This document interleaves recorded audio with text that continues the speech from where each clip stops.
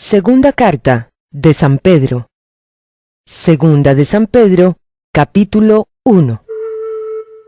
Simón Pedro, siervo y apóstol de Jesucristo, a los que por la justicia de nuestro Dios y Salvador Jesucristo han recibido una fe tan preciosa como la nuestra, que abunden en ustedes la gracia y la paz por medio del conocimiento que tienen de Dios y de Jesús, nuestro Señor. Su divino poder, al darnos el conocimiento de aquel que nos llamó por su propia gloria y potencia, nos ha concedido todas las cosas que necesitamos para vivir como Dios manda. Así Dios nos ha entregado sus preciosas y magníficas promesas para que ustedes, luego de escapar de la corrupción que hay en el mundo debido a los malos deseos, lleguen a tener parte en la naturaleza divina.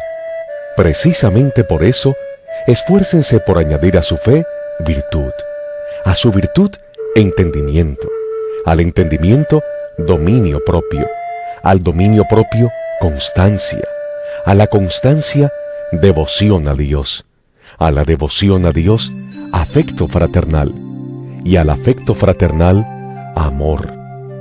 Porque estas cualidades, si abundan en ustedes, les harán crecer en el conocimiento de nuestro Señor Jesucristo y evitarán que sean inútiles e improductivos.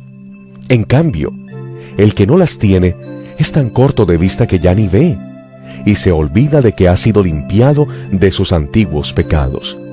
Por lo tanto, hermanos, esfuércense más todavía por asegurarse del llamado de Dios, que fue quien los eligió.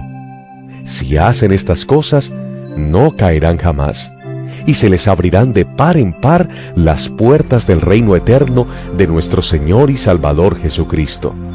Por eso siempre les recordaré estas cosas, por más que las sepan y estén afianzados en la verdad que ahora tienen. Además, considero que tengo la obligación de refrescarles la memoria mientras viva en esta habitación pasajera que es mi cuerpo, porque sé que dentro de poco tendré que abandonarlo, según me lo ha manifestado nuestro Señor Jesucristo. También me esforzaré con empeño para que aún después de mi partida, ustedes puedan recordar estas cosas en todo tiempo. Cuando les dimos a conocer la venida de nuestro Señor Jesucristo en todo su poder, no estábamos siguiendo sutiles cuentos supersticiosos, sino dando testimonio de su grandeza, que vimos con nuestros propios ojos. Él recibió honor y gloria de parte de Dios el Padre, cuando desde la majestuosa gloria se le dirigió aquella voz que dijo: «Este es mi Hijo amado, estoy muy complacido con él». Nosotros mismos oímos esa voz que vino del cielo cuando estábamos con él en el Monte Santo. Esto ha venido a confirmarnos la palabra de los profetas, a la cual ustedes hacen bien en prestar atención, como a una lámpara que brilla en un lugar oscuro, hasta que despunte el día y salga el lucero de la mañana en sus corazones.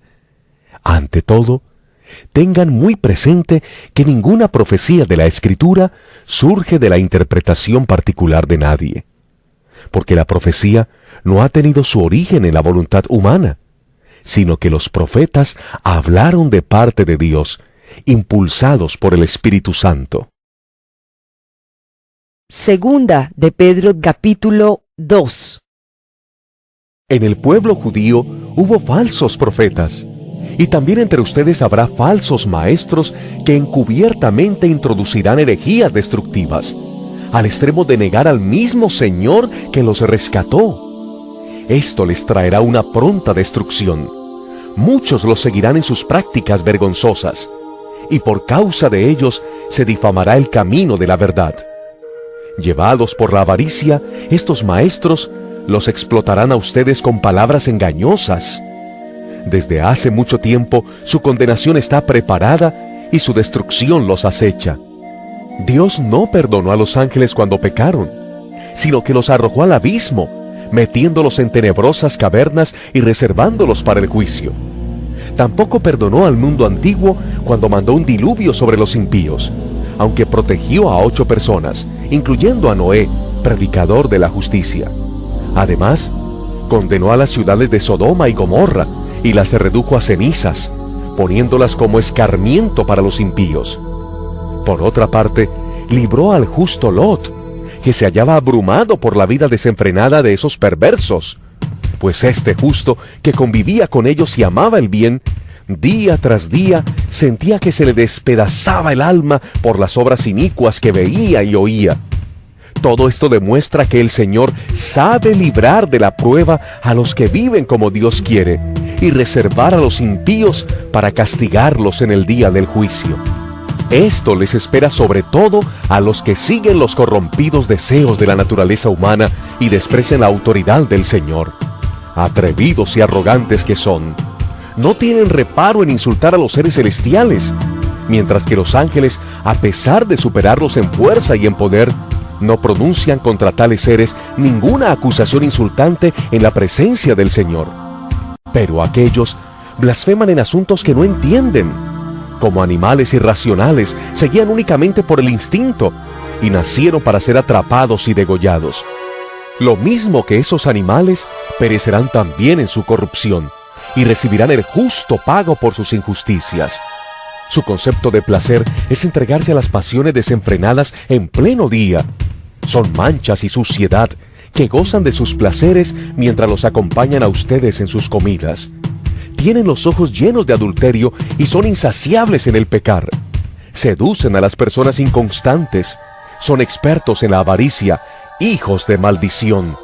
Han abandonado el camino recto y se han extraviado para seguir la senda de Balán, hijo de Bosor, a quien le encantaba el salario de la injusticia. Pero fue reprendido por su maldad. Su burra, una muda bestia de carga, habló con voz humana y refrenó la locura del profeta. Estos individuos son fuentes sin agua, niebla empujada por la tormenta, para quienes está reservada la más densa oscuridad. Pronunciando discursos arrogantes y sin sentido, seducen con los instintos naturales desenfrenados a quienes apenas comienzan a apartarse de los que viven en el error.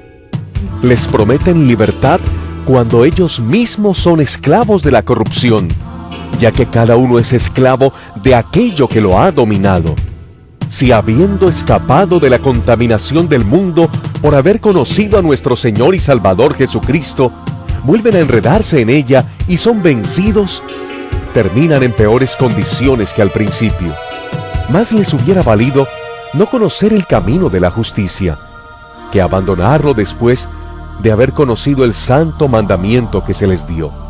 En su caso, ha sucedido lo que acertadamente afirman estos proverbios. El perro vuelve a su vómito y la puerca lavada a revolcarse en el lodo. Segunda de Pedro, capítulo 3. Queridos hermanos, esta es ya la segunda carta que les escribo. En las dos, he procurado refrescarles la memoria para que con una mente íntegra recuerden las palabras que los santos profetas pronunciaron en el pasado y el mandamiento que dio nuestro Señor y Salvador por medio de los apóstoles. Ante todo, deben saber que en los últimos días vendrá gente burlona que, siguiendo sus malos deseos, se mofará. ¿Qué hubo de esa promesa de su venida? Nuestros padres murieron y nada ha cambiado desde el principio de la creación. Pero intencionalmente olvidan que desde tiempos antiguos, por la palabra de Dios, existía el cielo y también la tierra, que surgió del agua y mediante el agua. Por la palabra y el agua, el mundo de aquel entonces pereció inundado. Y ahora, por esa misma palabra, el cielo y la tierra están guardados para el fuego, reservados para el día del juicio y de la destrucción de los impíos. Pero no olviden, queridos hermanos, que para el Señor un día es como 1000 años, y 1000 años como un día. El Señor no tarda en cumplir su promesa, según entienden algunos la tardanza. Más bien, Él tiene paciencia con ustedes, porque no quiere que nadie perezca, sino que todos se arrepientan. Pero el día del Señor vendrá como un ladrón. En aquel día los cielos desaparecerán con un estruendo espantoso. Los elementos serán destruidos por el fuego y la tierra, con todo lo que hay en ella, será quemada.